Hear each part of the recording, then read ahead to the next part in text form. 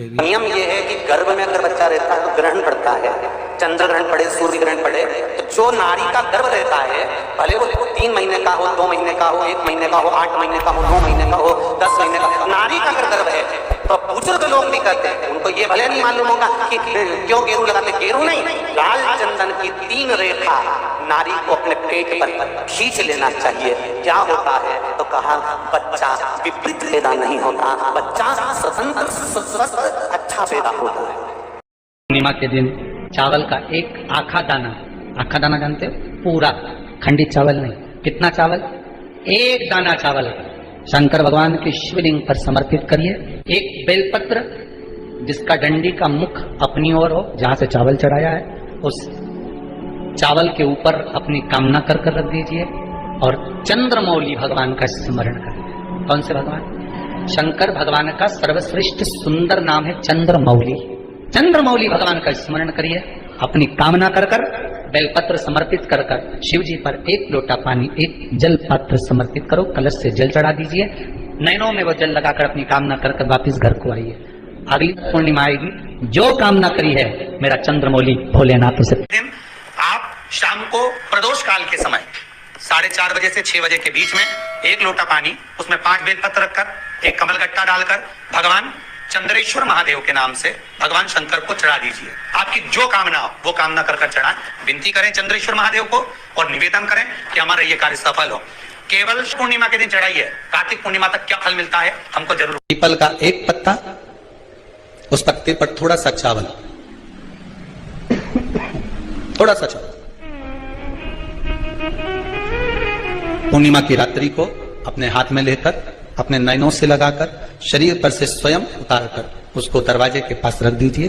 पूर्णिमा की रात्रि को पूर्ण होने पर उस चावल को दूसरे दिन सूंघ कर बहते हुए पानी में डाल दीजिए। महाराज कितने भी रोग से ग्रसित हो गए, पीपल का एक पत्ता 52,000 ब्राह्मण की साक्षी कराता है। महाराज बहुत ध्यान देना, पीपल के वृक्ष में स्वयं नारायण का, मेरे कृष्ण का वास है। स्वयं भगवान गीता के अंतर्गत कहते हैं कि मैं पीपल का वृक्ष आ जाता है। पूर्णिमा का व्रत,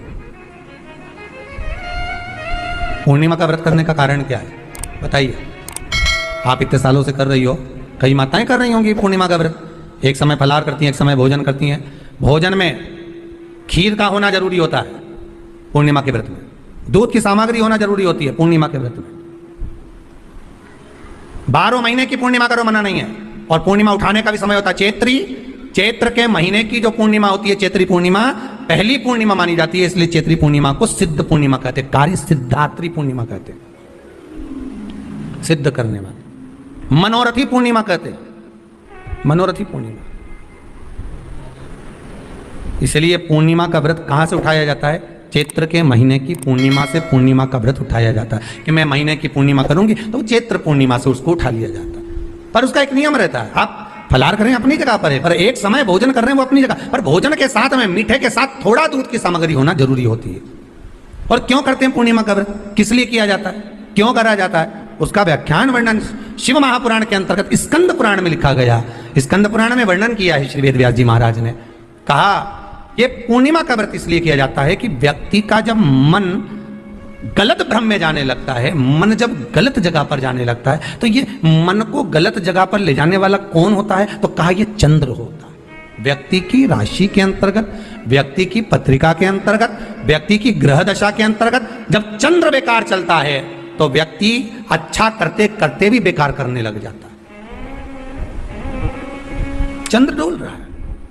कई माताएं कहती हैं गुरुजी हमारे बेटे को आशीर्वाद दीजिए, बहुत गलत संगत में जा रहा है, मतलब समझ जाना कि चंद्र गड़बड़ जा रहा है।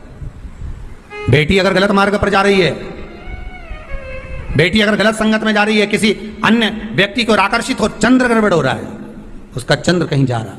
कोई पुरुष, कोई लड़का, कोई गलत मार्ग पर जा रहा है, चंद्र गड़बड़ हो रहा है।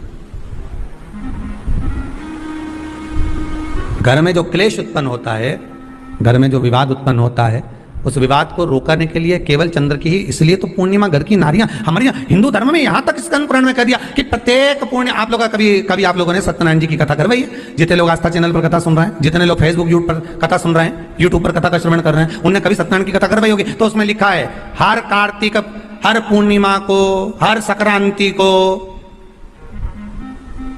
ब्राह्मण सत्यनारायण भगवान की कथा या राजा या वैश्य कथा को कराता था, या बढ़िया कथा कराता। सुनी कि नहीं सुनी ये बात?